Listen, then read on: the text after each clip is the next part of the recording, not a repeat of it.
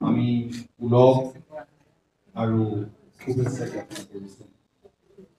নতুন বছৰটোৱে প্ৰতিখন ঘৰলৈ প্ৰতিগৰাকী ব্যক্তিৰ জীৱনলৈ সুখ শান্তি সমৃদ্ধি কঢ়িয়াই আনে।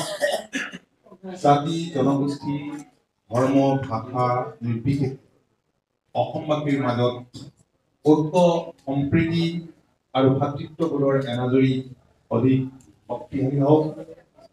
দোষোদিশে ইতিবাচকতা আৰু বিকাশৰ বৰ্ষ হওক 2025। প্ৰতিটো নতুন বছৰৰ পাঠখনক আপোনালোকে জানে যে অসম গণ পৰিষদ দলে নতুন সংকল্প গ্ৰহণ কৰে নতুন বছৰৰ বাবে আৰু সেয়া বাস্তৱায়িত কৰে। আৰু এইবাৰো আমি নতুন সংকল্পৰে নতুন বছৰটোক আদৰিব বিচাৰিছো।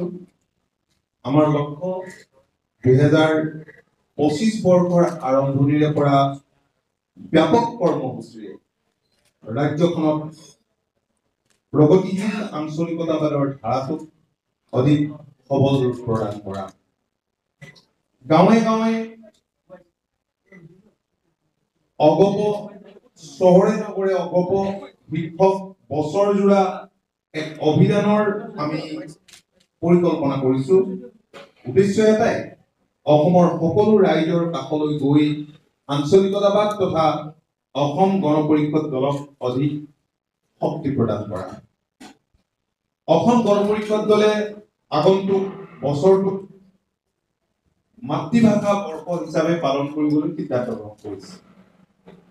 এই সময়ছোৱাত ৰাজ্যখনৰ সকলো খিলঞ্জীয়া জাতি জনগোষ্ঠীৰ মাতৃভাষাৰ বিকাশৰ লগতে সকলো জাতি জনগোষ্ঠীৰ মাজত সমন্বয় একতা আৰু সদ্ভাৱ ৰক্ষা কৰাটো অসম গণ পৰিষদ দলৰ মূল লক্ষ্য হ'ব। আমি সকলোৱে জানো যে সময়ে সত্য প্ৰতিষ্ঠা কৰে। বৰ্তমানৰ সময়ে স্পষ্ট কৰি দেখুৱাইছে যে অসমত আঞ্চলিকতাবাদ সদায় প্ৰাসংগিক। অসম গণ পৰিষদ দল আঞ্চলিকতাবাদৰ ধ্বজাবাহী হিচাপে অসমৰ ৰাইজৰ কাষত থাকি কাম কৰি যাবলৈ পৰিকৰ।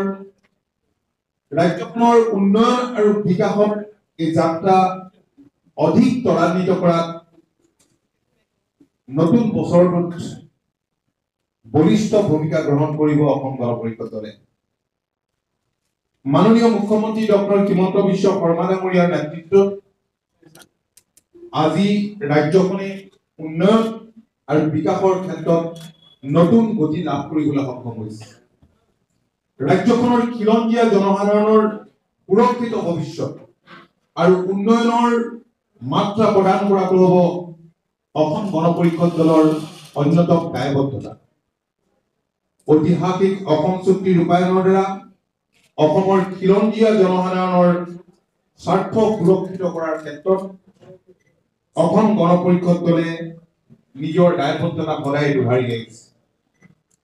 অসম চৰকাৰে ইতিমধ্যে অসম চুক্তি ৰূপায়ণৰ বাবে কেইবাটাও গুৰুত্বপূৰ্ণ সিদ্ধান্ত গ্ৰহণ কৰিছে।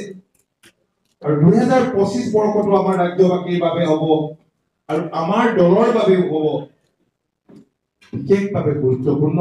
কিয়নো এই বছৰটোত মুখ্যমন্ত্ৰী ডাঙৰীয়াৰ তৎপৰতাত চৰকাৰে যি চুক্তি ৰূপায়ণৰ কাম আপোনালোকে জানে যে হাতে কামে আগুৱাই লৈ যোৱাৰ প্ৰস্তুতি চলাইছে। বিশেষকৈ চুক্তিৰ 6 নং দফা ৰূপায়ণৰ বাবে অৱসৰপ্ৰাপ্ত ন্যায়াধীশ যিকেইটা পৰামৰ্শাৱলী কেন্দ্ৰীয় আৰু ৰাজ্য চৰকাৰে উভয়ে কাৰ্যকৰী কৰিব লাগে সেইকেইটা আৰু লগতে যিকেইটা